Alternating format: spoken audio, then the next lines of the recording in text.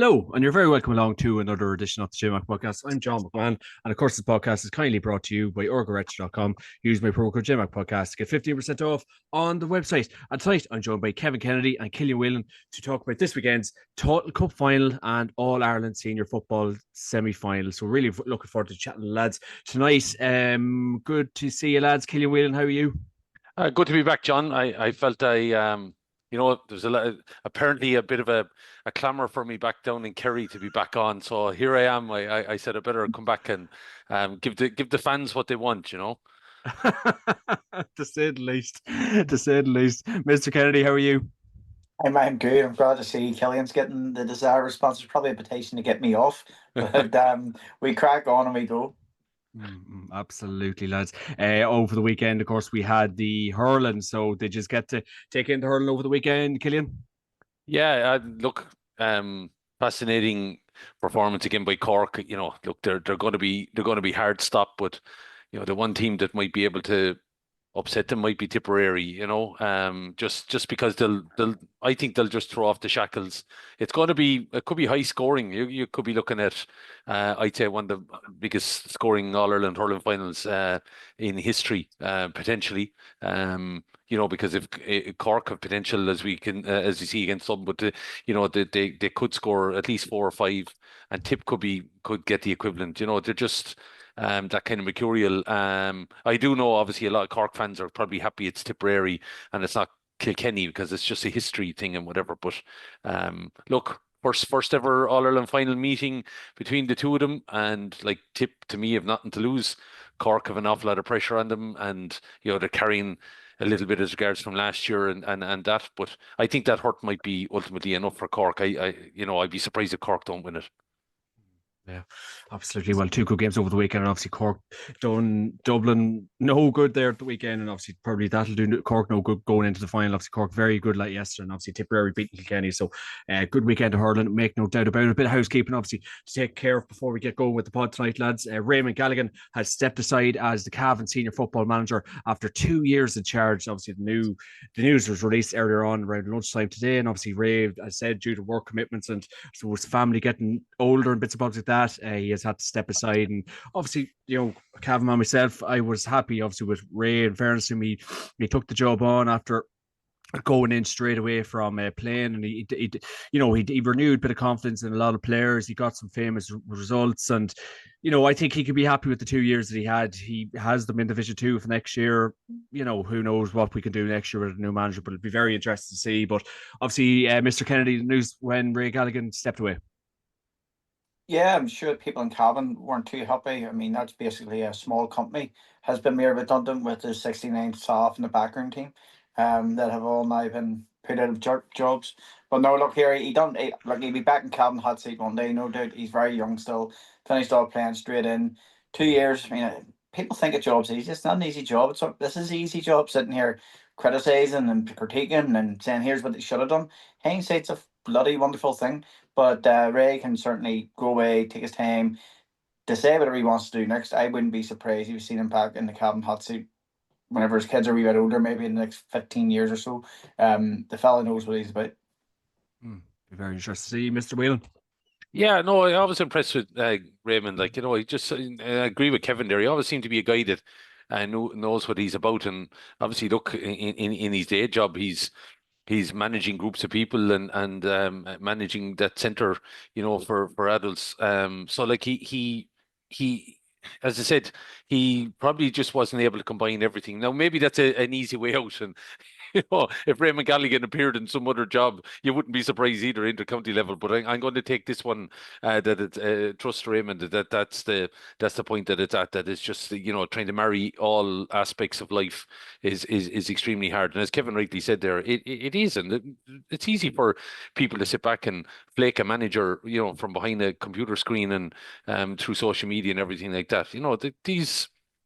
Yeah, I fine if you're Dublin or you're Kerry or you're, some of these counties that are being bankrolled a little bit. But when you're in the counties that are maybe lower end Division 2 and Division 3 and 4, it's a real tough ask. Like you're not doing it for anything else. Fine. I'm sure there's remuneration in some, and some are fairly well lined in that regard. But A lot of guys are doing it for genuine, want to get on the bandwagon, I would imagine, and the merry-go-round and be taken seriously. But I think a lot of guys are genuine. I think Galligan did it for genuine purpose and genuine reasons. So, look, it's admirable what he did, and I don't think he's left Cavan in any worse state. So, I suppose I would agree with Kevin. I think if you're not going to see him with Cavan, you're definitely going to see him with someone in the next 10 to 15 years. Yeah.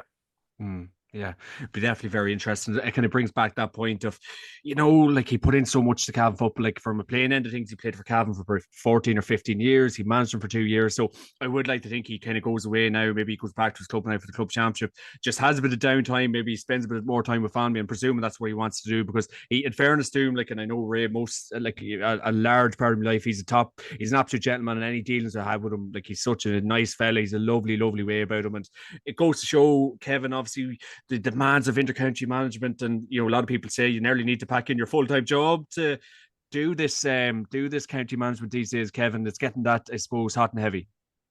It is, there's no doubt about that. It may only be for effectively 6, 7 months of the year, but you maybe have a month off, somewhere around about the September time or October time, but it's a full-time job. It is a full-time job in itself.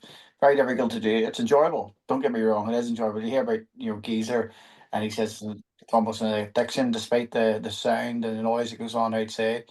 Like we said here, I'm sure anybody sitting here now would love to be sitting in the hot seat of a intercounty job, or even a high-ranking club team you're seeing players develop and grow, and you're seeing. I mean, that's what connects people. We're sitting here today talking. You look at Maslow's hierarchy, and there's a connection there.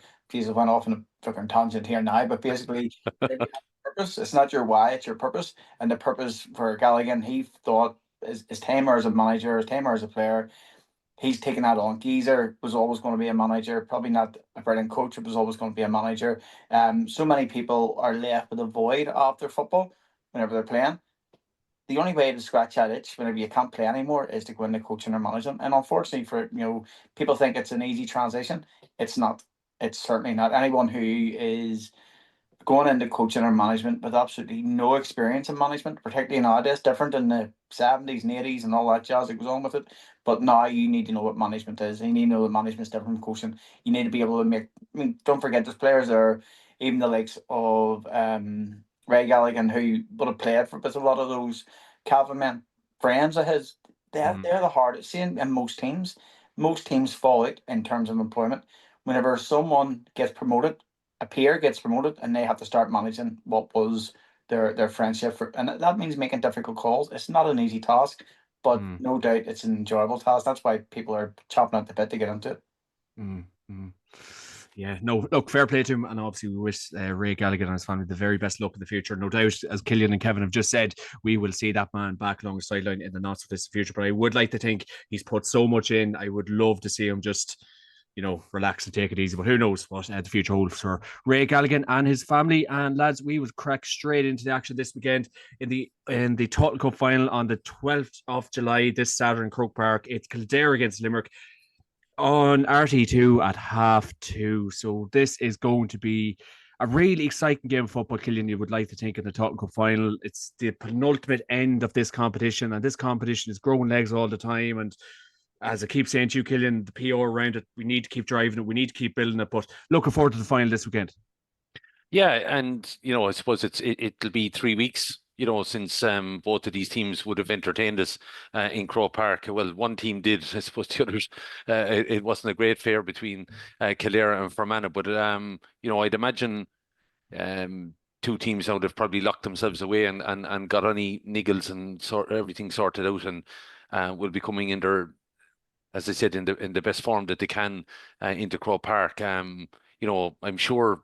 I actually think maybe 3 weeks it could be potentially too long, but look, it allows, anyways, the situation to clear up all niggles and whatever. I know Kildare had, I think, a camp last weekend, so they were obviously huddled away for the guts of 36 hours or thereabouts. I'm sure going through processes and everything like that around the same time. I would imagine that the match will be taking place and all this kind of thing. Now, that if there's a heat wave planned as well, apparently at the end of this week, and if you're looking at 25, 26 degrees in Croke Park on Saturday afternoon, it could be a bit of a cauldron, all right. And everyone's talking about the swirling breeze. Everyone's talking about this pitch in Croke Park. Maybe, it's been made greasy by the rain, whatever. Don't think we're going to have anything like that worries this time. But, I will think it could. I said, if you have the heat wise, and I said a bit of a cauldron around it, you be hoping Kildare fans, Limerick fans that travel, but you're up against obviously the Kerry and Tyrone fans trying to get tickets and everything. I don't know how busy it's going to be, but you'd be hoping at least there's 25,000-30,000 in for the Tailteann Cup final, at least at that stage. So that should lead to some atmosphere. And again, I still think there's not enough promotion done around it, John. It's a good competition in some ways, but then you see the quality. Some of the games haven't been fantastic, so I still have my doubts about it. That how much has been done around the GA and then that feeding down into the counties. But look, I would imagine there's plenty of hype around Kildare here at the minute. Lots on the local medias and papers and stuff like that, and social media. I'd imagine the same has been done in Limerick. So, it bodes something for those two counties and something to fight for. It probably, for Kildare point of view, for their development and where they need to get back to, because they feel that they should be dining at the top table, it probably a win is needed more for them. But I wouldn't be surprised if Limerick pull off the victory either, because they've played some very good football all throughout as well. So it's an entertaining one, but you'd imagine Kildare's just seem to be, because as a county historically, they would be, let's say, on the ladder ahead of Limerick. But that doesn't mean anything when it comes down to it. But they are a Division 3 going into Division 2 team next year. Limerick, they're a step ahead of Limerick then in that regard. Kildare should be winning this by at least 6 points. But as we know, final, anything can happen. Absolutely, points well made, Killian. And like it's going in, and you're talking about this game. Like, are we all set maybe for a potential upset? Because we know with Killian, when Kildare get into these positions, into finals, into big games, sometimes they do crack under pressure. So are we looking at a potential upset with a Limerick getting a famous win in Croke Park against a very, very good Kildare team? Like, God knows what could happen on Saturday.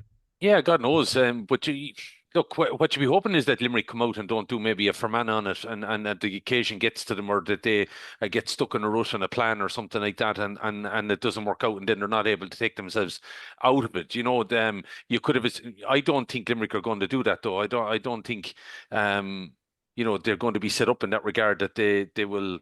Try to stifle Kildare or anything. I think they'll be quite happy to play their own game, and then let's see what happens. Kildare, like this, I think psychologically, this would be huge, John, for Kildare. Kildare get a win, and this could be a massive shot in the arm for the next 5 to 10 years, and that's no word of a lie. Like Kildare have a crop of young players there at minor under 20, and they have done over the last maybe, let's say, 5 to 8 years or thereabouts. Okay, and some of them have progressed into the senior team, and Brian Flanagan has brought them across, a number of them from under 20 and whatever. Like Harry O'Neill is one of the best cornerbacks, I would think, in the country, but he's playing for Kildare. He's not getting a chance to be seen at Sam Maguire level. So, that's a scenario where maybe if he was able to get to Sam Maguire, well, his play as a progression as a player would be vital. But I think Kildare need this. I just think if Kildare end up losing the Tailteann Cup final in Croke Park, that's another big game in Croke Park that Kildare have lost. It's just, and then players are looking at themselves going, like, they'd be asking questions of themselves then, do I stick around? I'm not going to name names here now, but some of them guys that have been knocking around with Kildare now for the last 10 years, let's say, have probably gone, do you know what? It's not worth the hassle of another year trudging away now again at this Division 2, lose a couple of games and it maybe be on the cusp of relegation or maybe just about survive. We're back in the Tailteann again.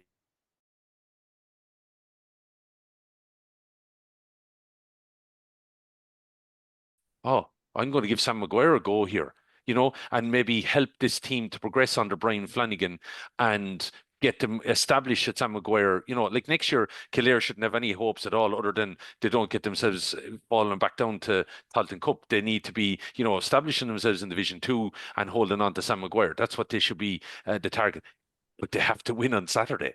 That's where we're at. I think Limerick are in. No, I'm not writing off Limerick now in any way. I think they're in bonus territory in a way. No one will expect anything of them, John. But they have some very fine footballers. And I think Kildare would want to, really just hold on to the expectations and everything like that and give them due respect. But, I think there's a lot of pressure on Kildare, and you rightly said it. That's the problem. Will that pressure rest easy on some of those shoulders? And that's going to be the scenario. And maybe, just maybe, that victory the last day, though, despite how bad it was and everything like that, maybe that might be the one that's taken the pressure of losing the game in Croke Park. So now this is something different.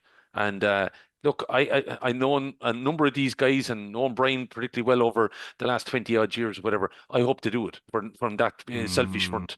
But I wouldn't be taking anything for granted, definitely. No, and it's a final, and Kildare when they get into these positions. Mr. Kennedy. Yeah, I can't really add much more to that. I think looking back, did Offaly beat Kildare in the league final? Yeah. Kildare went in pretty heavy favourites on that as well. Probably not Mm. pretty heavy favourites if it would be. But they were the favourites, yeah.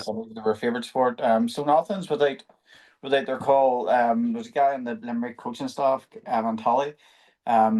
He owns IGA coach or ideally coaches that sports stuff. We chat to him a wee bit. I was on a call with him maybe 2 years ago, and one of the very few people on calls like that, coaching seminars and stuff, I've walked away and went, geez, that was brilliant. Alan knows his stuff. He will have done his work. They will have done their work on Kildare. They will have adopted a way of playing against Kildare. Everything, no stone will be left unturned for Limerick. They have a few things to answer for in terms of their own in-house stuff as well. And obviously they're a hurling county essentially. Let's not beat about the bush on it. They have a lot of own question marks hanging over them in terms of their respective county themselves and their county board and all jazz like that. They will be out to prove a few wrongs on Saturday, but I wouldn't write them off. I watched them against Antrim, and I watched Kildare against Antrim and different games. But Limerick looked as if they were in complete control of that game from start to finish, whereas Kildare, Antrim got back ahead just before half time a wee bit, and a couple of points up at half time. There was different game, of course, swirling breeze and everything like that. But don't write Limerick off. Like, Limerick can't be wrote off on it. And as Killian's rightly said, as long as it turns into a game and not a one-sided ceremonial kick about the way the Fermanagh job was, then we're in for a treat. Anyone who's getting in there was it Daniel Hussey or so on? He had put up the other day about the GA need to do better. There was 15 minutes before games and the crowds to get in their Croke Park. There was a match on before. The poor GAA, they get the rap for an awful lot. There's no anyone who's trying to get into the game after and they're not in their seat before kickoff. It's their own fault. There's a brilliant game on beforehand. Get down and get into it. And look, you're getting 2 games for the price of 1. Go and see it. Might as well. Kildare only have to look to maybe, and Killian's 100% right. Kildare are a wee bit different than Limerick. Obviously, Limerick will want to win it, but just in their terms of where they're at, Kildare up in Division 2. Kildare only have to look to see who's won the last 2 Tailteann Cups and what they've done at Sam Maguire level. Granted, have to go down in the Tailteann Cup again. But there's Meath. Meath beat Antrim by 2 points 2 years ago, and they're in the All-Ireland semi-final now. Down push Galway the full way. Should have maybe picked Galway. Should have found themselves maybe in an All-Ireland quarter-final. But, that's just sort of the trajectory in which you can go if you win this, but you have to win it. Yeah, it's funny you say it, but G, and I seen a brilliant tweet there a couple of weeks ago. Bought tickets for Croke Park Saturday evening on Ticketmaster, €45 each. Good value, in my opinion, for 2 huge games. Next Step now seems to claim the take cost me about €900 and blame the GAA. Killian. It's true, it's true. We're very easy to just. Absolutely, but Kevin is right. What are you giving out about if you're stuck at a turnstile outside and you can't get in? And as he said, there was a game on before. People give it out, and I would criticize the GA, whatever, the price of tickets and everything like that. I'm not behind the door on that. But Jesus, what are you expecting them to do? Go down and pick you out of the pub and put you in your seat for you?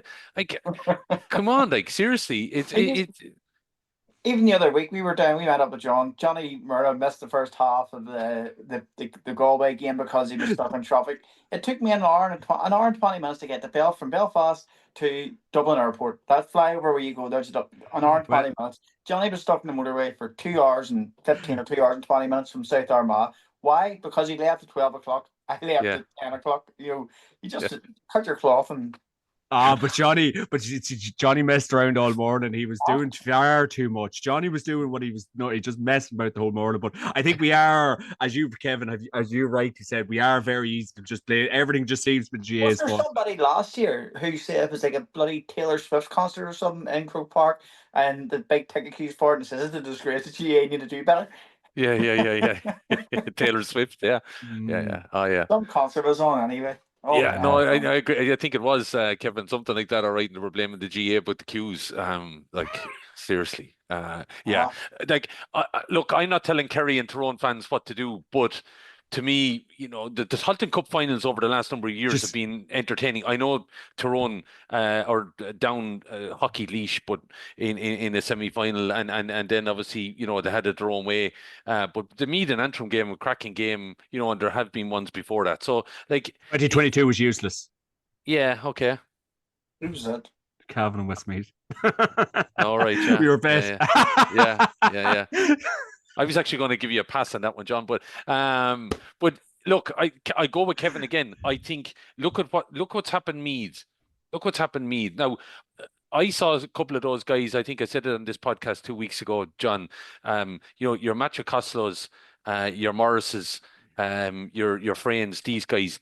I saw them playing at minor level with me. They were coming through again, but they were winning big games. But they need to make that. The Kildare have been there. They've won Leinster titles against the Dublin.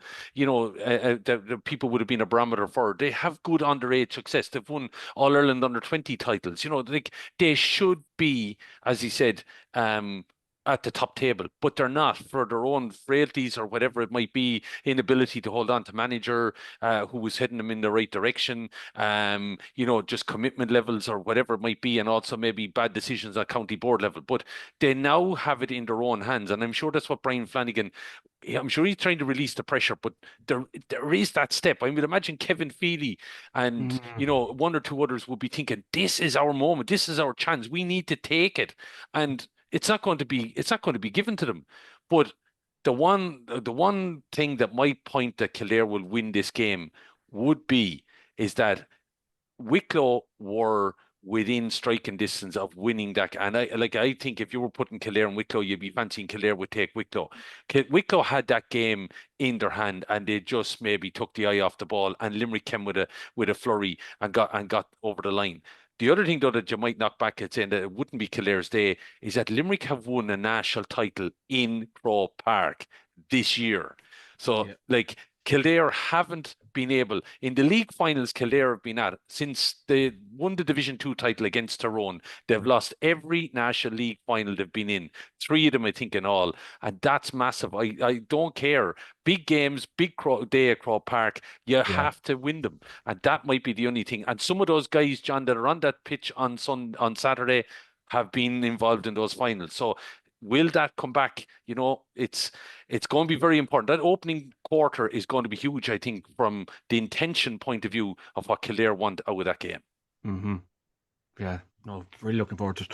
Are you heading to a Killeen? Going ahead to the games on Saturday? I'm probably not. And that's no disgust or disgrace to Kildare or anything like that. I'm probably not, but I will be watching it from afar. I hope Kildare do it. But I wouldn't be, as I said, again, I wouldn't be surprised if Limerick win it, and I think it'd be a great shot in the arm for Limerick football too. There's some very honest, decent people, having spent a bit of time down in Tipperary doing media stuff over the years, some very good football people in Limerick, and it could be a huge thing for Limerick football as well. I saw what the Tommy Murphy Cup victory for Tipperary did for the Tipperary team that came through and got to an All-Ireland semi-final. You're talking about the Conor Sweeneys, the Michael Quinlevins, the Jimmy Fians. These guys were 5, 6, 7 years of age when Tipperary won that Murphy Cup, and they were inspired by those guys to go on. And then look what they ended up going on and doing, contesting All-Ireland under 21 final as it was at the time against Tyrone, making it to an All-Ireland semi-final, beating your own county, John, along the way at some point, I think, as well, under Liam Kearns. That Tipperary crew were inspired by that Murphy Cup win. So imagine what a Tailteann Cup win would do, I think, potentially to either Kildare or Limerick, Yeah. No, the reason I asked Killian being Kev bought a corporate box in Croke Park, so if you want a ticket. I would say now, I fancy Kevin might have bought the box. I don't know about the Cavan man buying one, but there you go. It was some sea, Kev. Oh, yes, it was. It was a good seat indeed. Sitting on your knee. Anyway, moving on before we get far. before you get barred. But anyway, the very, very best luck to Kildare and Limerick in the Tailteann Cup final. So really look forward to that game on Saturday. And as Killian has rightly said, if you're heading to the Kerry Tyrone game, get in for the Tailteann Cup final because you will not be let down. And we will wait and see who wins that one. And then the other action on Saturday in the All-Ireland Senior Football Championship semi-final, it's Kerry against Tyrone in Croke Park at 5 p.m. And of course, the game will be live on RTE and BBC, and GA Plus has took a backseat for the season, and J-Mac is happy. Kevin Kennedy. Yeah. What about this game? Um, You're very relaxed. It's an All-Ireland semi-final, pal. I know. But I've been thinking about the games. I've been looking at all the data for it and all the pictures and all the images of it. And How many times have you watched that 15 minutes for Kerry? oh, here must be 10 at the minute. And I get more frustrated watching it from an Armagh perspective. I'm just like, how on God's green earth did you just fall into that and not do something about it? Now, having said that, no, not having said that, yes, it was good from Kerry, but Kerry have a very weak press. They've had it for years. They try and do it at Dublin. They have a very weak press. You look at the All Ireland final of 2023, was it? Where Kerry, Stephen Cluxton had 100% retention on his kick out, and Kerry went almost a full press for the game on it. It was Armagh's fault as to why they fell into it. And don't get me wrong, that period of dominance, 15 minutes, was sensational. I think they had 12 kickouts, lost 9 of them. Kerry got 8 scores in the back of it, or whatever it might have been. Sensational from Kerry, but it was Armagh's fault as to why they done that. Niall Morgan has a longer kick on him. So if Kerry do go with that high press again, Began's just going to put the ball 65 yards down the pitch. And that might sound like, even if they lose it, even if Kerry managed to win that ball at 65 yards down the pitch, they still have to work it up. They still have to get it up. Whereas whenever they were losing the ball, whenever they were retaining the ball against Armagh, it was 45 yards out. It makes a big, big difference. The thing about the Kerry and Armagh game was that Armagh performed to standard. They were less than 8% off their average scoring throughout the year. 121 is a score that should be winning most games. 121 is a score, unless you're playing Donegal, that's a score that should be winning most games. And they did hit a number of ways, even during that period of dominance. I was looking at it, and I think Jardy O won one kick out. I think Turbo won another kick out. But essentially, they went up the pitch and they missed a couple of easy scores to break that cycle. And if they had broke that cycle at some sort of stage, we don't know where we'd be. But leaving Ryan O'Neill in full forward was just a cardinal sin. It was absolute, I don't know, something a grenade just says here, but I haven't tried this before. We'll try it again. We'll try it and see if it works. It didn't work, so we'll just stick to it. It was madness. But anyway, the thing about Tyrone is that they are a different proposition than Armagh. Armagh are a much bigger team, much more physical team than Tyrone. Tyrone have still yet to click, I think. They come up against a poor enough Dublin team, and they kicked on in the end and won by up to 5 or so in the end. A couple of 2-pointers in there. But if Kerry perform to their normal level, Tyrone are in with a mighty chance, with a great chance. As I said, Kerry's performance in terms of their average against Armagh was an increase of 25%, 26%, which is massive. Can Kerry do that again? It's very unlikely. Very unlikely. If they are going to improve upon their normal standard, it's probably only going to be about 10%. That would be enough to get them through. But with Tyrone, I don't think they pose a big enough threat to Armagh or to Kerry. I don't think Kerry will hit 5 2-pointers again. I don't think Sean O'Shea will have as good a game as he did, but he'll still have a good game. If Paul Gainey's back, that's a danger. Tyrone don't concede. Kerry haven't scored an awful lot of goals in this sort of the last couple of games, but with Gainey back in there, don't think they scored against. Didn't score against Armagh. Didn't score any against Meath. They're missing a pile in there. Did they score against Cavan? Who? Did Kerry score any goals against Cavan down Oh there? yeah. Yeah. Clifford scored a hat trick. So, but Oh, yeah. they're where they went in the league of just rattling off goals hasn't been as every game been rattling off goals, but that's okay. You know, if you're getting your 2 pointers in, that works all right for it. But I think Kerry are comfortable winners on it if Kerry turn up. I think Tyrone have. I put it like this: if Tyrone were meeting Armagh, would you fancy Armagh? Yeah, I would. On current form, Kevy. If it was a quarter final and it was Tyrone and Armagh, I would fancy Armagh. Mm. Now, but the big thing is to say it wasn't that Armagh underperformed massively, which if they did, that would be a big red flag for me getting into this game. So I'm happy to say that, like, I think that even if Tyrone played at a normal standard, Kerry have this quite comfortably. If Kerry overachieve again, even by maybe 10 or 15%, they have it very comfortably. The players coming back, they've shown that what a good footballer Joe O'Connor is. You know, they've shown, like Mark O'Shea, he doesn't seem to be an outstanding footballer in terms of his feet, but he knows his job. He knows his job. He does the simple things right. I don't think Tyrone's midfield, even with Kerry's issues as are going on, I don't think Tyrone's midfield are as good as Kerry. I think that no one, and Kerry, even Padraig Hampsey, I don't think he'll be able to touch Clifford on that. The only thing is going down the straight again. If it is close and tight and young McElhone comes on, you seem to be done against Kieran Kilkenny. The wee lad's no fear, which is brilliant. Hopefully he stays like that for the rest of his career. If it is taken down the stretch, maybe his thoughts of the past, maybe the history will kick into the back of Kerry's head. Maybe that will be a change in the game, but I can't see how that will be the case. I think Kerry will be ahead by about 5 at half time and could be seeing out by maybe 7 by the end of the game. And they don't have to be shooting the lights out to do that. Killian. I can't disagree with anything that Kevin has said there. And I don't want to upset any of the Kerry folk because apparently there's so many That'll be his experts. first. There's so many experts down there who knew they were going to win the way they did against Armagh. I have 2 texts on my phone from 2 Kerry lads that were trying to convince me that, oh yeah, they couldn't, they knew this was coming. You've heard from some of our critics, John. Like, look, Kevin, that 15-minute spell is phenomenal, but I just can't understand where Armagh's leaders went on the pitch.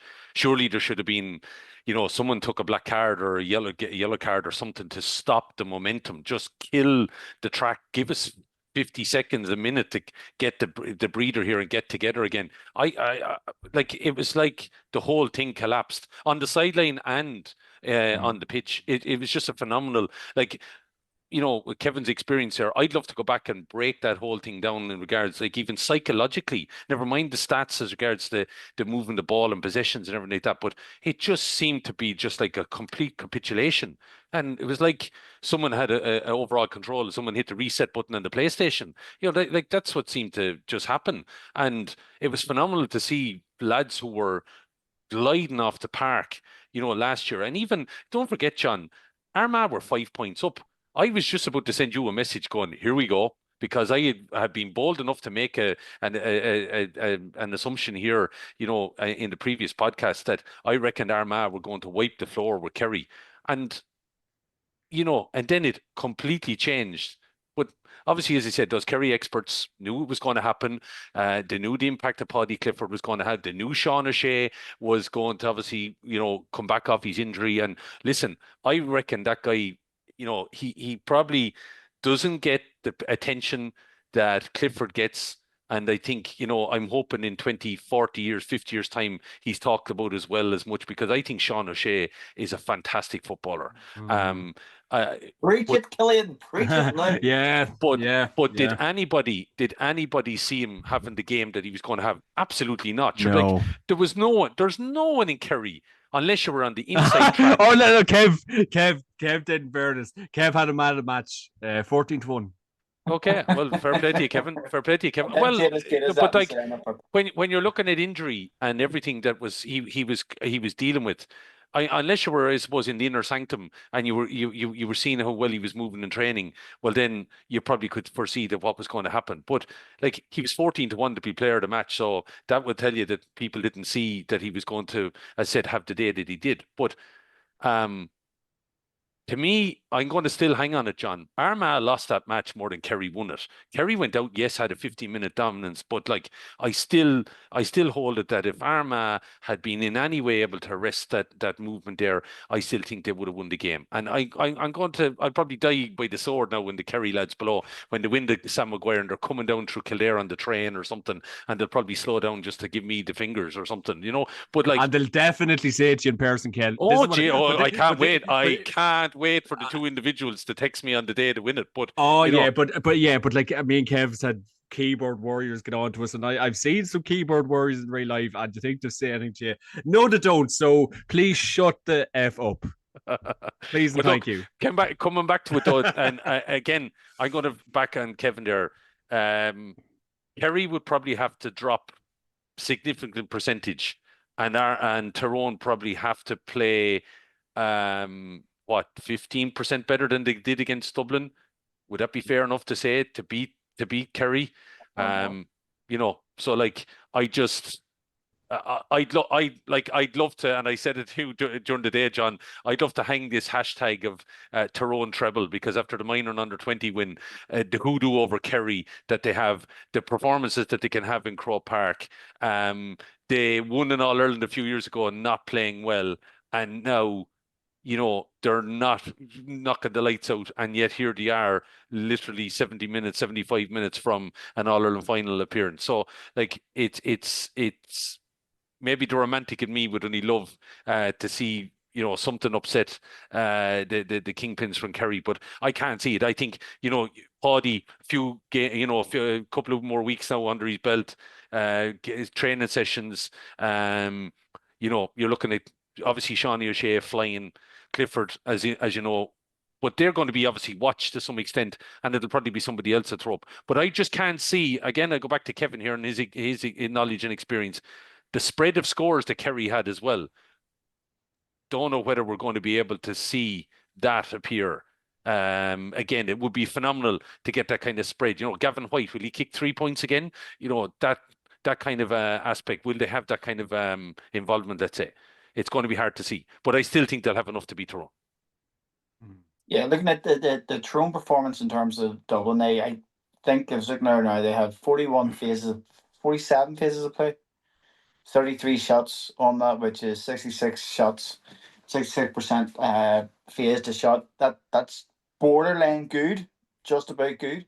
You know, you really should be around about 70% at least in terms of efficiency. They hit, was it 5 2-pointers and 13 1-pointers, so that's 18 scores altogether from 31.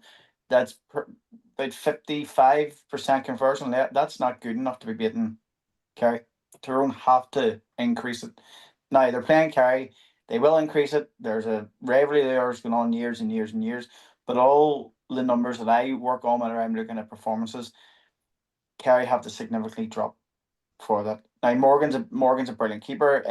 And I don't think Kerry actually had much opportunities against Rafferty in terms of Rafferty having a huge amount of saves to make. Will they get the same opportunities against Morgan? Potentially. I think that Tyrone are weaker at the back than what Armagh as a collective unit, but they seriously need to up their numbers than what they did against Dublin. They really need to do it. They may be getting, if they're anywhere close to maybe 35 to 40 phases, they need to be getting shots off on 75% of those. They need to be getting 34, 35 shots off, and they need to be hitting from those 34, 35 shots. They need to be hitting 60 odd, 66% conversion rate. That's a big ask for Tyrone. You see, even in their performance against Mayo, was it not 12, the amount of turnovers, the amount of poor, both teams were very poor in that day. We can say about Kerry and everything you want. Kerry's game is a fast pace shoot on side. And we talked about Sean O'Shea. Sean O'Shea took a while. I know he started with 3 points instead of the first couple of minutes. There was more opportunities for him to have 2-pointers there, but something was lingering in the back of his head to say no. I doubt come the weekend he'll have those same I wouldn't be surprised if he got if he got somewhere close to 0-12 again. Yeah. Don't ask me what the bet of the weekend is, John. I think we already know, Kevin. I think we already know. Oh, lads, it's going to be a humdinger. And I suppose, as me and Killian were saying earlier on, there's the who do live on. Does Tyrone be carrying the championship again? Oh, who's going to win, Killian? But John, the worry would be if you go on what Kevin is saying there, and you know, there's lies and stats and everything like that. You know, what we've seen in the GA front, you know, statistics of late don't tend to lie that often and too much. You know, it would take a huge Tyrone performance here. Like this could be this this could be worrying for Tyrone. Like it could be beyond the 6, 7, 8 point margin. You know, that's what it could turn out to be. But look, as I said, who knows? You get the McCurry and Canavan and Hart moving. Donnelly maybe chips in with a bit. Maybe, but they're probably going to have, as Kevin rightly pointed out, they're probably going to have 100% shot accuracy and rate and everything like that to, you know, from whatever possessions that they have. They just can't afford, I think, to be off center with too much. And I still go back here, and maybe I'll still be shot for it of what I said in Ulster, but on your podcast a few months back, John. Niall Morgan can, at certain points to me, when maybe he needs to be a leader, has had, I would think, moments where, you know, the wrong option is taken, kick out strategy wise, maybe, you know, a ball out over the sideline, a ball into traffic when maybe there was an easier option. And I just think if pressure's on, I'm not sure all the time the man makes the right call. And I think against Kerry, I think he's going to have to be on the money. If they're going to win, he's going to have to be on the money. I don't think there can be any scenario where he gets moments wrong, because I think he'd be punished if he does. So that would be the only. I think Morgan could have a huge say if Tyrone win it. I'm going to put pin out on that one. But I'd love, as I said, love to run with the Tyrone treble hashtag. I can't see it. So it's Kerry for me. Yeah, it's going to be a humdinger, lads. You can already feel it.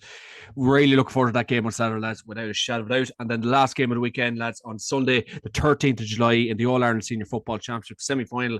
It's Meath against Donegal in Croke Park at 4 p.m. Of course, the game will be live on RTE and BBC. Killian, really interesting game. Meath in bonus territory, make no doubt about it. Robbie Brennan has them, lads, absolutely flying. Coming up against a Jim McGuinness-inspired Donegal team. It is the makings of another upset. We will wait and see. Robbie Brennan will have all the homework done, got the press night out of the way last Tuesday, and fully tuned in for this game, Killian. Yeah, but I don't see it either, John. I actually think I think we could have two one-sided semi-finals. There's a bit of me thinking this here. If Donegal turn up in the guys that they can be hitting the lights out, I could see. I'd be worried about the width of victory here. I will be honest, but I still think you have talents in that Meath forward line that will ask questions. But you know, they're going to have. Again, I will deviate to what Kevin might say here. I think they're going to have to again be very good with their shot selection and what they do. Like at the end of the day, I had a feeling Meath might beat Galway. On the basis of I just didn't think Galway were in a good place. They haven't, you know, the whole group stages thing didn't go particularly well for them. They should have been beaten by Down. It should have been Down probably playing me. You know, that's the situation that you're in All Ireland quarter final. But a lot of things need to go right for Meath. I think, you know, middle of field, Langan, when he gets going, man, like it could ask an awful lot of questions then of them, you know, Minton, Kyogan, like they're just going to be on the back foot. They're going to have to come out fire and brimstone. I think that's the only thing that might work. Some of the old Meath traits, maybe, you know, that might be an aspect, but I would be very surprised. I think this has opened up now for Donegal a little bit here, I think, with Armagh on. So Donegal need to, you know, be business-like and go about the performance. I can't see anything only a Donegal victory, I have to say. Kev Kennedy. Yeah, I'm just thinking about what Jim McGuinness is going to put out this weekend. The unfair advantage they had to drive through me to go to Dublin, but me didn't have to drive through Donegal to go to Dublin. I don't know. I don't know what it is going to be this weekend, but yeah, look, me they're predictable in terms of their collective. They're unpredictable in terms of their players because of some brilliant players, some very highly skillful players. But as a collective, they're quite predictable where they are. Say that John put up on Twitter or Instagram just the day before says they'll hit against Galway, they'll hit 17 scores and come away with 21 as their tally is what I crystal ball came out. They hit 18 scores and came away with 22. So that's how close they are to their consistent numbers over and over and over throughout this season. No doubt about it. Big fan of Robbie Brennan. We're on the pod really early on February saying that he's all about football and bringing good football back. Yeah. They had a great start to the year. Plateau dipped a wee bit mid-season. They've had a brilliant performance against Dublin.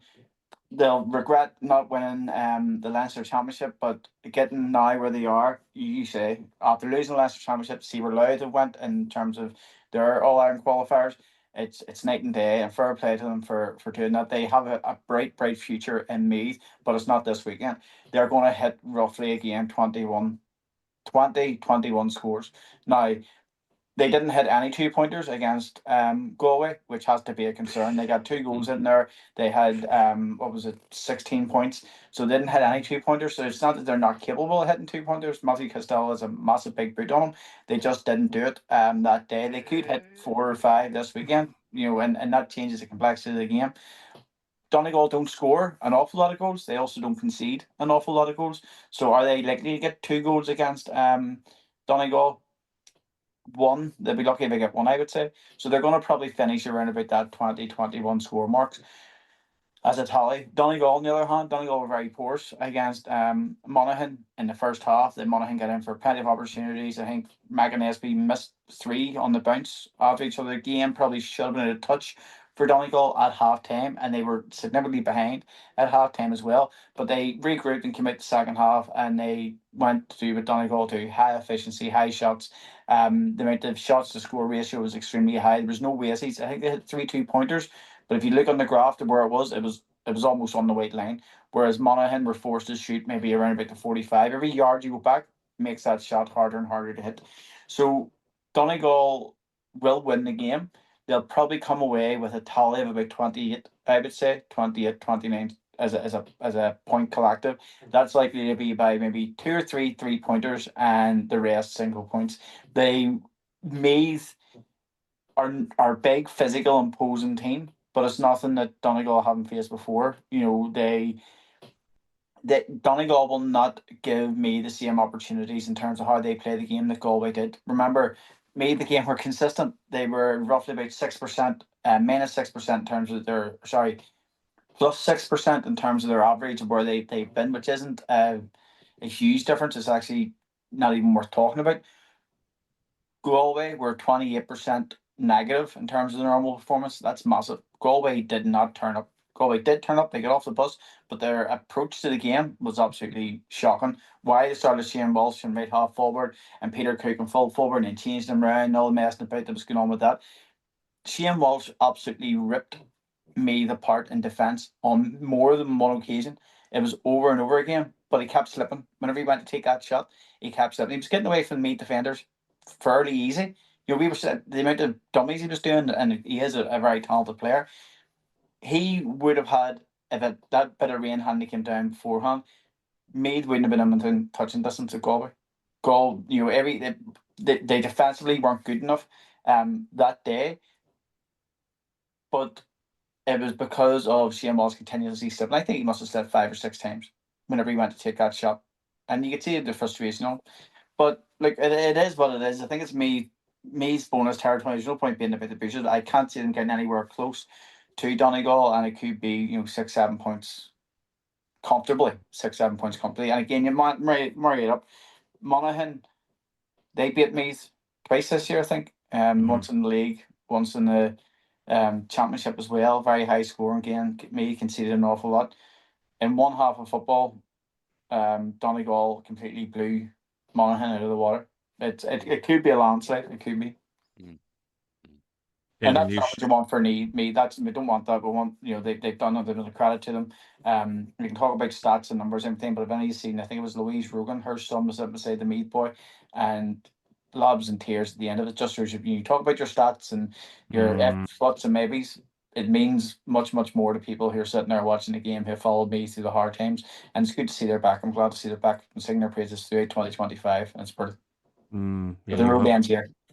Yeah. And even Jack Kernan, he's a sports shop up in Navan there, and he's 80 years of age, and he's been following Meath all his life, and he's very impressed with this Meath team. So it's great for the Meath supporters, and look, they're only up the road there, so really have to give him a good dig out. Killian, any more thoughts on this game? Yeah, no, nothing. I agree wholeheartedly there again with Kevin. There's an awful lot has to go right. Like if you look back at the Galway game, the concession of what was it? It was a 2-3, 2-4, that got Galway. And I know then Meath came back with a goal of their own, but it was just how easy, and I know maybe Meath had committed a lot to, pushing for victory and stuff like that, or get pushing for the lead, but I just thought it got very porous, and I just think Donegal have lads can exploit that space, and I as I said, I know a number of Meath lads, and you wouldn't like to see them coming out of Croke Park now after an absolute scutcheon. It could be though. It could be. I hope it's not.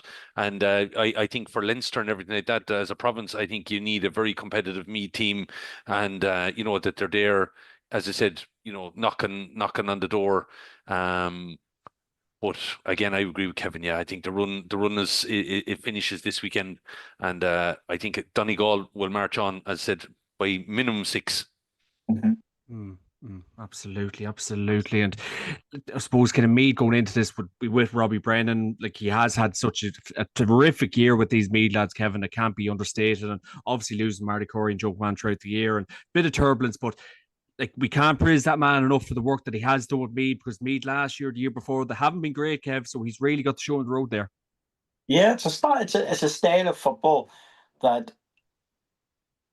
All right, it's not just Robbie Brennan. There's obviously a lot of work went into Meath for a long time to get boys in the condition and shape that they are. But Robbie Brennan's created a style of football, and that's what it falls down to. There's no team. My biggest, and again, John, last year we said and says after Galway were annihilated by Mayo in the first round of the league, I says Galway will be all right. They will be fine. This year, I said after the first game where Galway annihilated Mayo, that I'd be concerned about Galway. I thought after the down game that they had changed their style and their approach to football and going direct and aggressive, but then they only done that for 6 7 minutes against Meath and completely ripped Meath open. And we were sitting there and says, look, Jesus, where did that come from? Donegal will go direct at them and will put them, I think they'll put the game to bed before half time, to be honest. That's just where I'm sitting at. But Robbie Brennan, look, he knows football. He's done it with Kilmacud.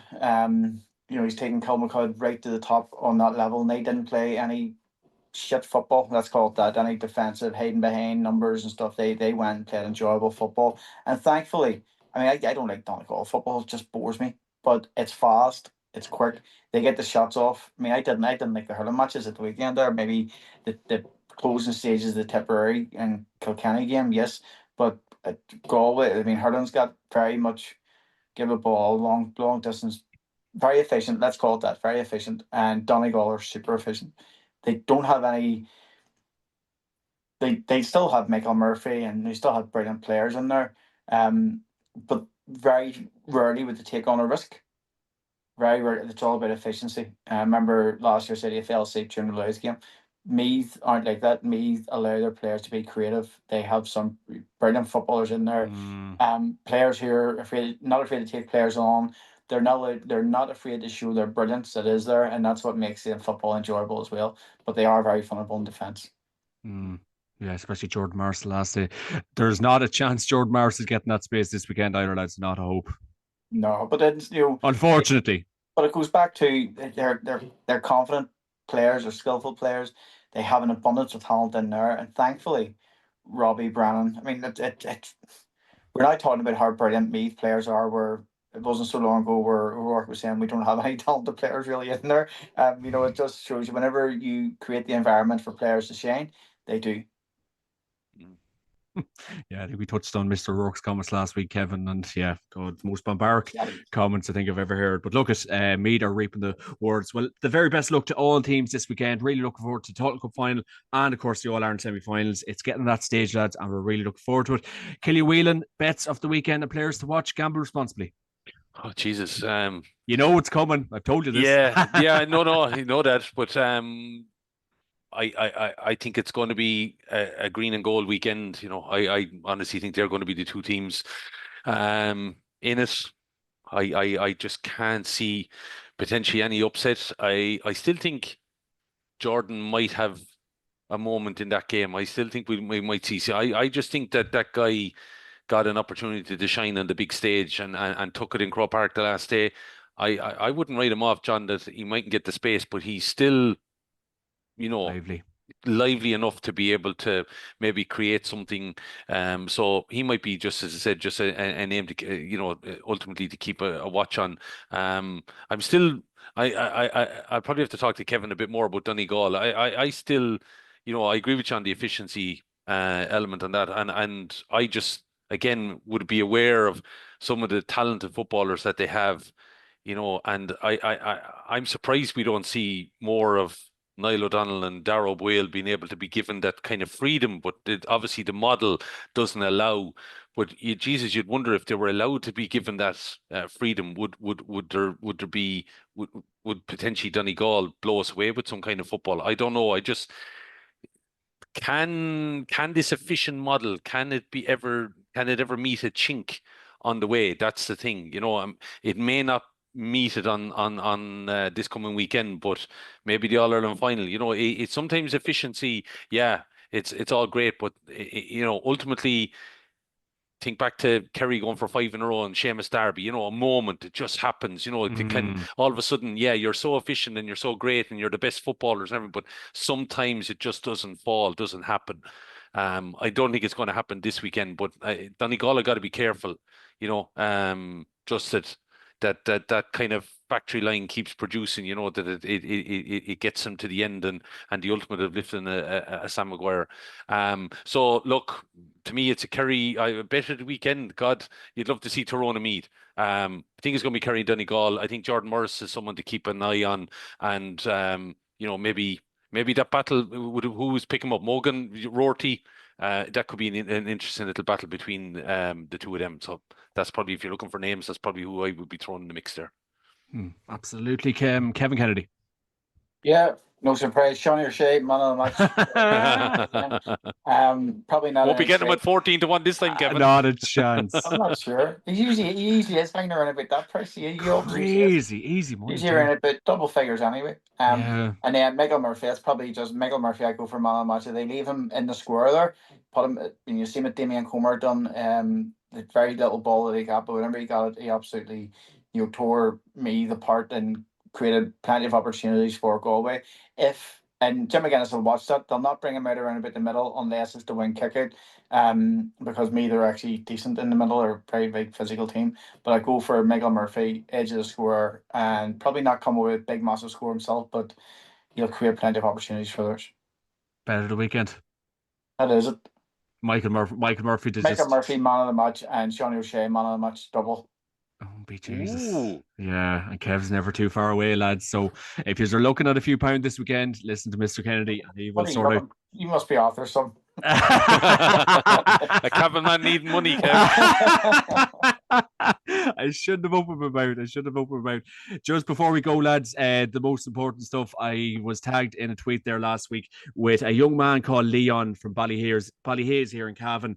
We need it was the Oscars Kids Ireland Facebook page to put up this about young Leon from Ballyhaise. We need your help. Our wonderful member Leon has had some exceptionally tough news lately and no more treatment is available.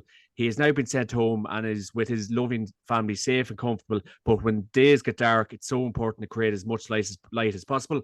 Leon loves GA jerseys, all of them. Is there any way we can get as many counties to come together and give this incredible boy a signed jersey from their team? Please spread the word and help and keep this amazing boy in your thoughts. I think obviously the sport has been incredible. So many counties have got on board, so many clubs have got on board. I think it's been shared around the length and breadth of this wonderful, beautiful island of Ireland. Obviously, when the GA comes together, we can do powerful things, get people involved, and obviously, Killian, this is probably close to the bone with a man being so close. He's only 20 odd minutes down the road for me, a young boy, and you just have to appreciate every day, Killian. Yeah, absolutely. And it's terrible to see, a little 4-year-old myself, you'd hate to see any suffering, any child going through any kind of suffering, so like it's phenomenal the way the community pulled together. And I'm sure, great credit to Brian Flanagan, actually. Brian invited us, the young chap, I can't remember his name, Leon, down to the Kildare camp last weekend, and he got to meet all the players and is in pictures with them and things like that. So, that just goes to show, again, as you rightly said, the GA community at times can be very, very good. And, like I said, once I think you dropped a message to us and I put the message out of the ground in a few counties, there was already people on board with it and getting stuff done. So, it's, phenomenal effort. And look, if it just distracts them and takes away from the situation for a few hours or a few weeks, isn't that all we can do? I suppose it's so unfortunate, the consequence of what it'll be ultimately. Yeah, no, it's tough. And I think there was talk about trying to even get him out to maybe bring the football, the All-Ireland final day or some little mascot. And no doubt we can, get that. I think Gerald Byrne sent a nice, lovely message to him. And, counties have really rallied together. But Kevin, the GA, we really kind of group together. But this is obviously very unfortunate news for this young Leon boy.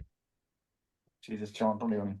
Horrible. I young family myself, young kids. The fall, scrape her knee, and I'm bloody breaking down over it. Horrible. Unfortunately, I'm not a strong enough person to be reading an awful lot into it. Maybe I should be, but I just, whenever something like that happens, you just think about your own, and I don't know what to say without saying the wrong thing, if that makes sense.